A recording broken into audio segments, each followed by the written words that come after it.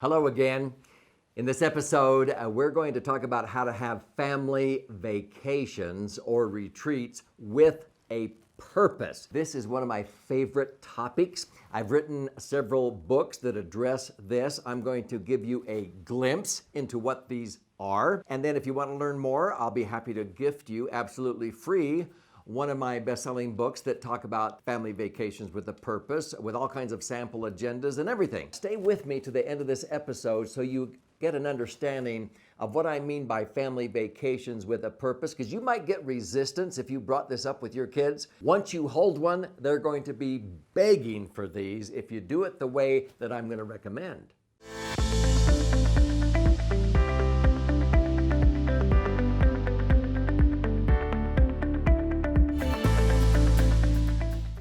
I'm Doug Andrew, and I've taught this concept now for more than 20 years, and my wife, Sherry, and I, we've been married more than 45 years, and we have 6 children and now 17 grandchildren. We love to conduct family vacations with a purpose. We did this with our own children from the time some were in elementary school, some of my older children were in junior high, and we started out not with expensive destinations. I mean, you can have a family retreat with a purpose in the basement of your home or just up the canyon, or sometimes we would start to form traditions. So now we have family vacations with a purpose at Lake Powell once a year. We have it up in the Wind Rivers of Wyoming, where we backpack or we jeep into these locations, and it takes about 3 hours to go the last 12 miles, and we catch over 300 brook trout. I want you to understand family vacations with a purpose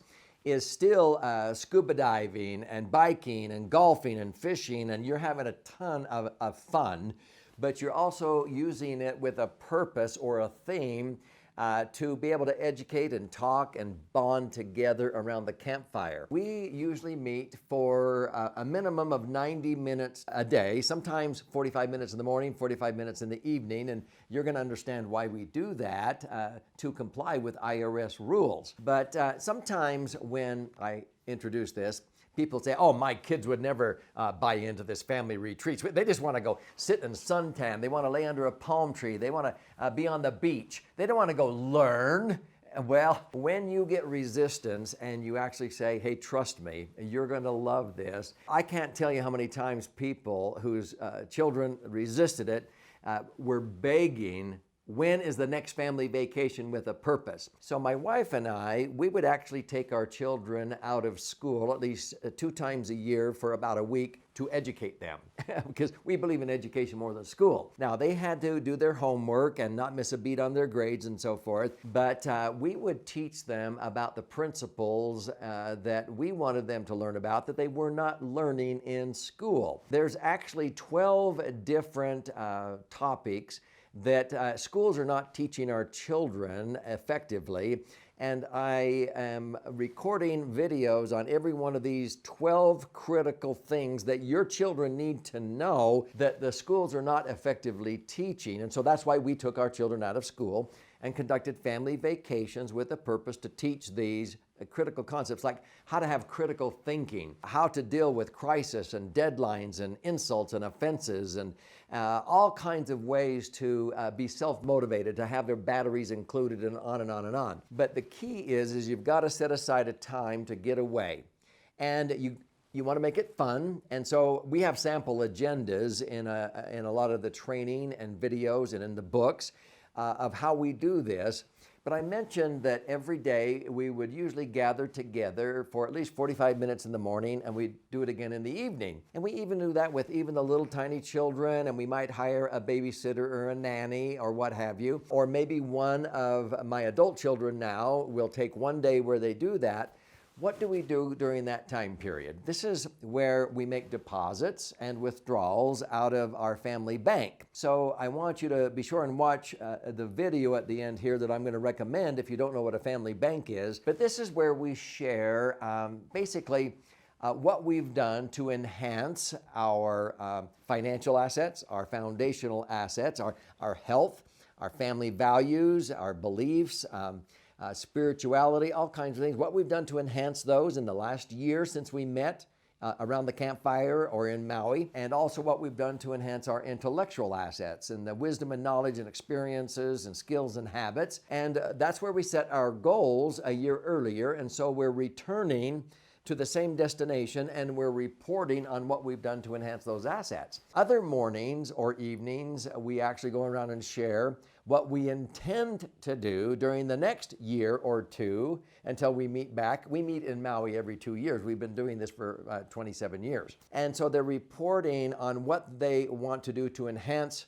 those assets in 10 different areas of their life: social, emotional, physical, spiritual, financial, during that 2-year period. And then we're all there cheering one another on as we report the progress we make. That's what I call making deposits and withdrawals out of the family bank, but we're coming together with like-minded, abundant-minded family members who are cheering you on as you share your goals, because one of the secrets I share in another episode to achieving goals is by sharing your goals with other like-minded people, so you have a support team. If you want to go out and start exercising or running or run a marathon, when we've done that in our family, a lot of the family members got involved, and it's pretty powerful what we've been able to achieve on a family vacation with a purpose. Now, there's also an alternative reason that we meet for a minimum of 90 minutes a day. Can you maybe think of why? See, our children and grandchildren,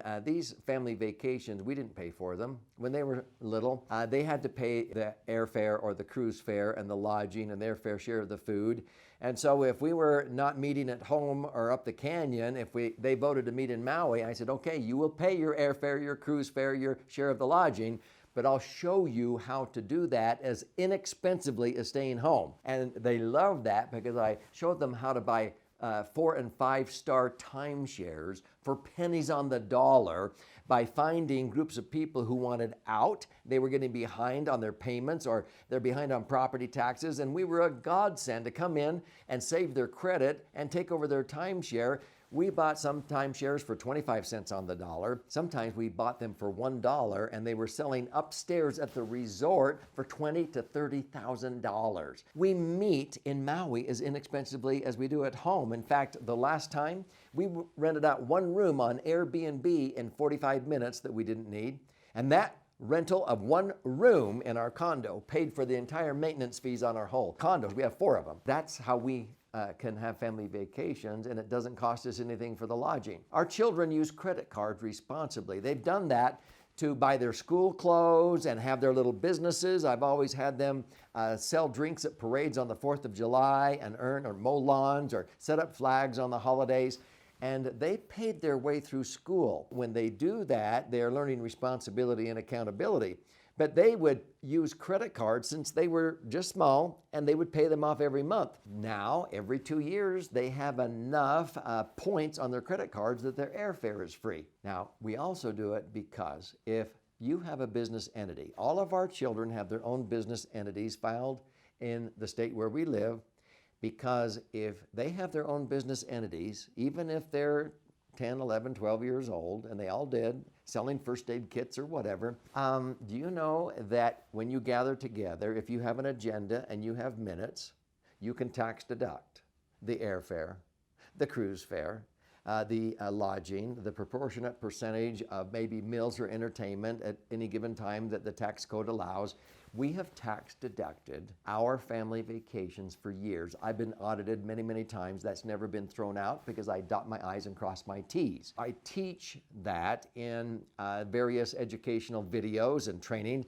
But folks, you can go on family vacations for way less money if you have business entities and you're teaching responsibility and accountability and how not to collect unemployment, because unemployment is a mental condition, and on and on and on. And this is how we are able to meet and write off a lot of the expenses that we have on family vacations. So let me share with you some of the most impactful family vacations with the purpose that we've had. It's when we go to third world countries on humanitarian trips that we have the most lasting impact. So here, this is me in the Dominican Republic with my wife, and we were down there with my brother-in-law and sister with 50 dentists, oral surgeons, oral hygienists, and we are there treating about 130 patients a day.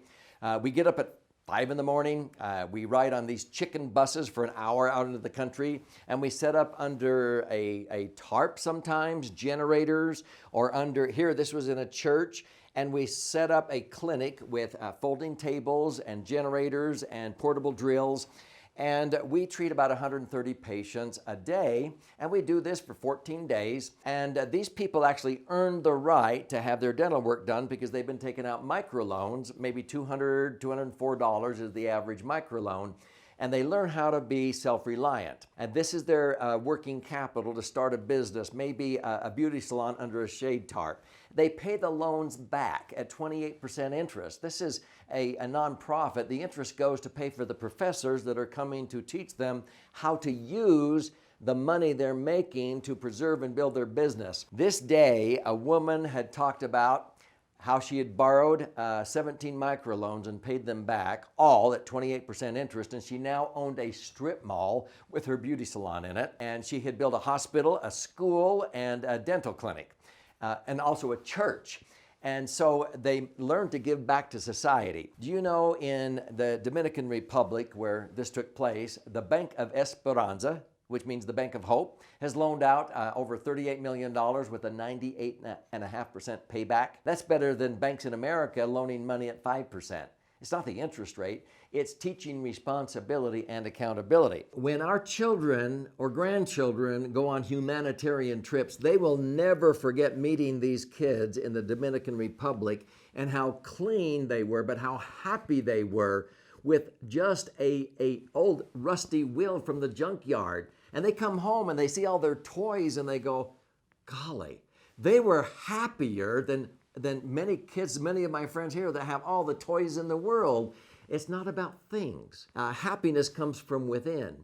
This was taken in Guatemala here last year, and we were there treating many patients. And I'm not a dentist or an oral surgeon, I'm a clinician, and I don't even know Spanish, but I learned some phrases really quick. But I remember this young lady saved for months and walked over 3 hours to come.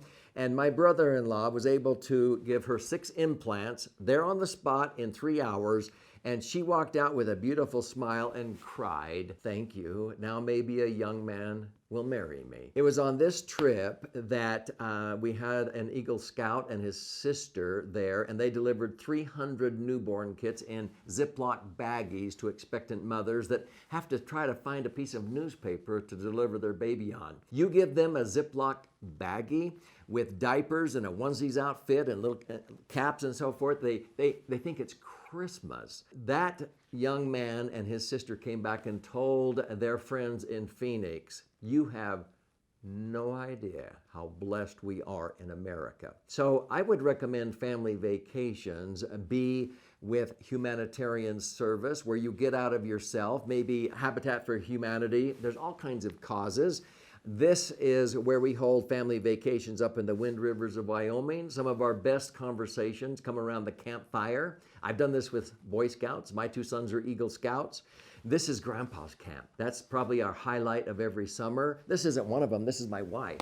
And we take our grandchildren. The teenagers come for the first 3 days, and we talk teenage talk. And we do high adventure, and we do hot air ballooning or rappelling. Maybe we're going to do skydiving one of these years. Then after 3 days, the 8-year-olds and older come and join them with me, Grandpa, at 10,500 feet, while Grandma takes the 4, 5, 6, 7-year-olds and they stay in the cabin, but we come together and we have a theme. This was put on the whole armor of God. We're Christian, and so that was our theme that year. Other years it was America, the land of liberty, and we taught them stories that have been taken out of the school history books. and I wanted them to know about some of the inspiring stories behind the founding fathers with our country. This was about be polite and be clean. We had one about service, and we had let your light shine, and be a possibility thinker. And we talked about examples not just in Scripture, but in history: Thomas Edison, Abraham Lincoln, Gutenberg with the printing press. So the key is here to lead.